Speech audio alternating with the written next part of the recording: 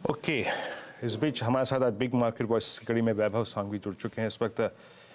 वैभव जी नमस्कार, कार्यक्रम में स्वागत है आपका। और एक स्ट्रॉन्ग मूव इंडस्ट्रीज में Nifty bank all time high trajectory में। अभी तक सिर्फ इस अर्निंग सीजन के स्टार्ट होने से पहले एक गुंजाइश थोड़ी सी रह गई है, और वो है कि निफ्टी आईटी नहीं चल रहा है। आईटी स्टॉक्स में काफ़ी हैमरिंग हो रही है। आपका आईटी पे सेंस अर्निंग स्टार्ट होने से, सेशन शुरू होने से पहले आपका आईटी पे व्यू इस वक्त? क्यों वीरेंद्र, आई थिंक मार्केट में जैसे आपने कहा अच्छा मोमेंटम दिख रहा है ऑन एन ओवरऑल बेसिस। और जब हम IT sector on an overall basis की बात करते हैं तो एक आध दो फैक्टर हमें ध्यान रखनी चाहिए। वन कि अर्निंग सीजन आई थिंक बस शुरू होने को ही है, specially from an IT sector perspective.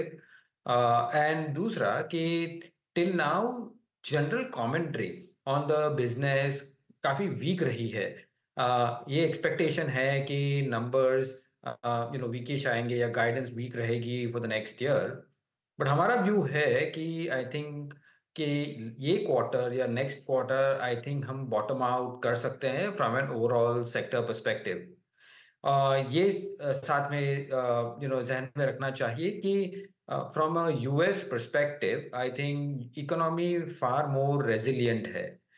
जो हमें एक फियर था कि अगर यूएस इकोनॉमी क्रैश होती है तो सब्सिक्वेंट आईटी स्पेंडिंग भी काफी वीक रहेगी, वो हमें नहीं दिख रहा है कि उतनी खराब हो सकती है। और इसी के कारण हमें लगता है कि as against the expectations possibility है कि नंबर्स थोड़े बेहतर हो सकते हैं। सो ये क्वार्टर्स के नंबर आने चाहिए और वहां से स्टेबलाइजेशन होने के बाद हम रिकवरी देख सकते हैं ये पूरे सेक्टर में। कि तो ये फिलहाल आप टेक्नोलॉजी की पर राय रख रहे हैं। लेकिन वैभव, इस समय जहां पर सबसे ज़्यादा इंटरेस्ट आजकल आया हुआ है वो क्लियरली मेटल कंपनियां हैं। कुछ देर पहले ही हम वो अपडेट सुन रहे थे कि फिच ने दरअसल चाइना की रेटिंग थोड़ी सी कम की है। चाइना से क्या संकेत मिल रहे हैं इस समय, और उसे कैसे तार जोड़ने चाहिए इस पूरी मेटल्स रैली से? इफ इट ऑल वहां पर इकोनॉमी में थोड़ी सी भी नरमी आती है, ये क्या फिर से स्पाइरल डाउन करने लगेंगे काउंटर्स?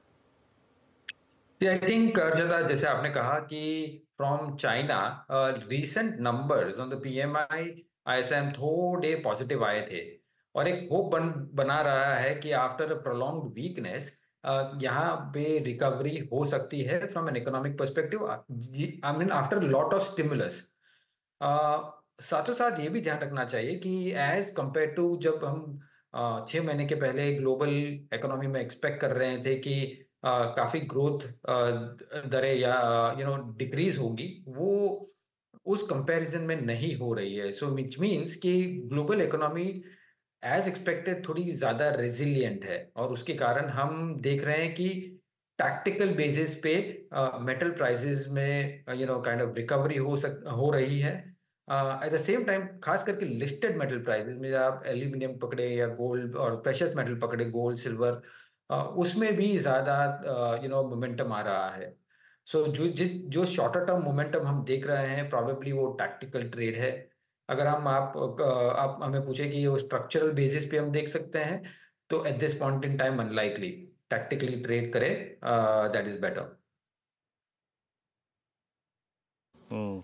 अच्छा वैभव जी, इस एविएशन, टूर्स, ट्रेवल, इस थीम में जो था सब डिलीवर कर रहा है। Look at Indigo at all time high, Indian hotels at all time high. Lemon tree का ये हाल है कि रोज़ बरोज़ एक शहर में एक वो होटल खोल रहे हैं।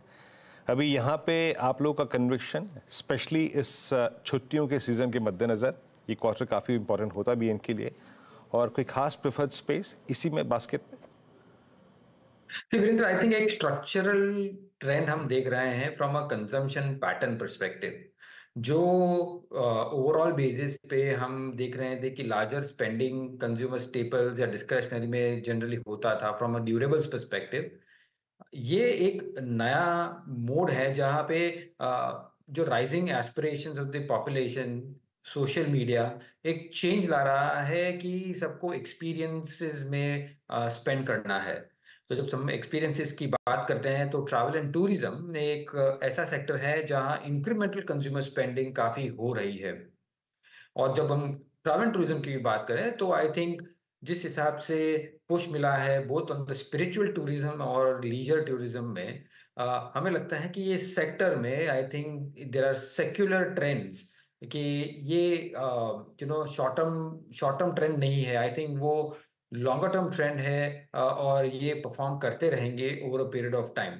आप कौन से भी सेगमेंट पकड़िए, whether it is transportation, whether it is hotels, या any ancillary sector from tourism perspective, I think वो from a medium to long term perspective momentum बरकरार रखेंगे, ऐसा हमारा अनुमान है। लेकिन फिर आपका प्रेफरेंस क्या रहेगा? वो होटल कंपनियां जहां पर क्लियरली स्केल देखने को मिल रहा है, या फिर एविएशन स्टॉक्स वैभव जहां पर फिर से शायद ये विस्तारा की क्राइसिस के चलते इंडिगो का मार्केट शेयर बढ़ने वाला है? See, if you ask me कि होटल्स और एयरलाइंस में प्रेफरेंसेस, तो मेरा प्रेफरेंस होटल्स में रहेगा, क्योंकि वन के यस दोनों बिजनेस मॉडल्स ऐसे हैं कि जहां ऑपरेटिंग लेवरेज का इफेक्ट काफी अच्छा आ सकता है if the capacity utilisation starts improving. But एक बड़ा variable from an airlines company is crude oil. So अगर क्रूड अगर स्ट्रांग होते जा रहा है तो आई थिंक उसमें उनके मार्जिन्स पे थोड़ा प्रेशर हो सकता है, बिकॉज बड़ा element of their cost is kind of crude. So in that sense I think hotels is much more preferable, because assets हैं, और जैसे ही ऑक्यूपेंसी बढ़ती है और रूम रेट्स बढ़ते हैं, स्ट्रेट इफेक्ट आती है बॉटम लाइन में, और वही हम एक्चुअली देख रहे हैं। सो वो वहाँ प्रेफरेंस ज़्यादा रहेगा। अच्छा वैभव जी, जो मैंने पहला प्रश्न आपसे पूछा था, आई मीन रिगार्डिंग आईटी, इसी अर्निंग सीजन के मद्देनज़र, और आपने जो क्वार्टरली अपडेट्स अब तक पीएसयू बैंकों के देखे या फिर एचडीएफसी बैंक का देखा, आपको रिस्क रिवॉर्ड रेशो के प्रोस्पेक्टिव से अभी बेटर चेज करने लायक क्या लग रहा है? क्योंकि मैं ये प्रश्न इसलिए पूछ रहा हूँ क्योंकि प्राइवेट बैंकिंग में तो हालांकि स्पेस है चेज करने का अभी भी, बट मोर और लेस सारे PSU banking basket 52 week high या फिर ऑल टाइम हाई पे ट्रेड कर रहे हैं। बेटर क्या है चेज करने लायक इस वक्त? आई थिंक एक ध्यान में रखना चाहिए कि जो वैल्यूएशन डिफरेंशियल पहले पीएसयू बैंक्स और प्राइवेट बैंक्स में हुआ करता था, आई थिंक वो लार्जली कंप्रेस हुआ है, बहुत, I mean to a great extent. I am not saying कि वो पूरा कंप्रेस हो चुका है, but generally you will see कि प्राइवेट बैंक्स थोड़ा तो एटलीस्ट प्रीमियम में चलेंगे as compare to the PSU banks, unless there is a structural reform on the PSU bank itself, but which is at this point in time वो मैं guess नहीं करूंगा। So private banks में definitely थोड़ा preference रहेगा, but from an overall banking space हमारा view ये है कि हम ऐसे वक्त ऐसे पॉइंट पे खड़े हुए हैं वहाँ जो मैक्सिमम इंटरेस्ट रेट मार्जिन हम देखेंगे, नेट इंटरेस्ट मार्जिन हम देखते हैं कि वो पीक पे चल रहे हैं, क्रेडिट ग्रोथ पीक पे चल रहा है, और asset quality one of the best asset qualities already आ चुकी है फ्रॉम अ सेक्टर पर्सपेक्टिव। अगर यहाँ से कोई भी एक सेगमेंट वीक होता है तो हमें लगता है कि उसका impact in terms of the earning estimate probably आ सकते हैं on the negative side. So while within the sector हम प्राइवेट बैंक्स प्रोबेबली देखेंगे as compare to PSU bank, but from an overall banking perspective हम quite neutralish है at this point in time. ये new economy कंपनियों पर आपकी क्या राय बन रही है इस समय? आज हम देख रहे हैं, इनफैक्ट आज ही नहीं पिछले कुछ ट्रेडिंग सेशन से जोमेटो बहुत तगड़ा मूव दिखा रहा है, और जहां पर इनके फूड डिलीवरी ऑपरेशंस में ग्रोथ और प्रॉफिटेबिलिटी देखने को मिली थी। एवरीवन इज बैंकिंग कि इनकी ब्लिंकिट के ऑपरेशंस भी उसी तरह का मुनाफा जल्द कमाते हुए दिखाई देंगे, और यहाँ पर जेप्टो के वैल्यूएशंस भी लगातार इनका जो कॉम्पिटिटर है बढ़ रहे हैं, तो वहां पर भी एक वैल्यूएशन कैचअप होने के आसार हैं। दूसरी तरफ पीबी फिनटेक, जहां पर ऑफ कोर्स आईसीआईसीआई लोम्बार्ड जैसा बड़ा प्लेयर जो इतने सालों तक दूर था इस प्लेटफॉर्म से, उनके साथ करार कर लिया है। इनमें कुछ अपॉर्चुनिटी ढूंढी है क्या आपने लेटली? नहीं, ऑफ कोर्स आई थिंक ये स्पेस, पूरे टेक स्पेस अगर हम कहते हैं consumer tech in that sense, directly indirectly कैसे भी करके, हमें लगता है कि ये स्पेस में from a longer term perspective काफी एक्साइटमेंट हो सकती है। हाँ, shorter term volatility in terms of their earnings, उनके बिजनेस मॉडल में चेंजेस वो रहेंगे, बट इधर बैंक करना है ऑन अ साउंड मैनेजमेंट, और बैंक करना है कि अपॉर्चुनिटी फ्रॉम अ कंज्यूमर्स कितनी बड़ी है on an overall basis for long term.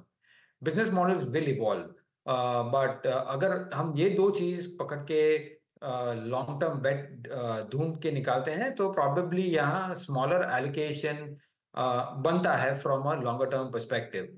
Of course, I'm not naming individual stocks, but from an overall basket, I think attractiveness, रहेगी from a portfolio perspective. Okay Vaibhav ji, बहुत बहुत शुक्रिया आप इस कार्यक्रम में शामिल हुए और सभी पहलुओं पे, सभी सेक्टर्स पे अपने मत रखा इस अर्निंग सीजन के किक स्टार्ट होने से पहले। बहुत बहुत शुक्रिया सर। और Thank you.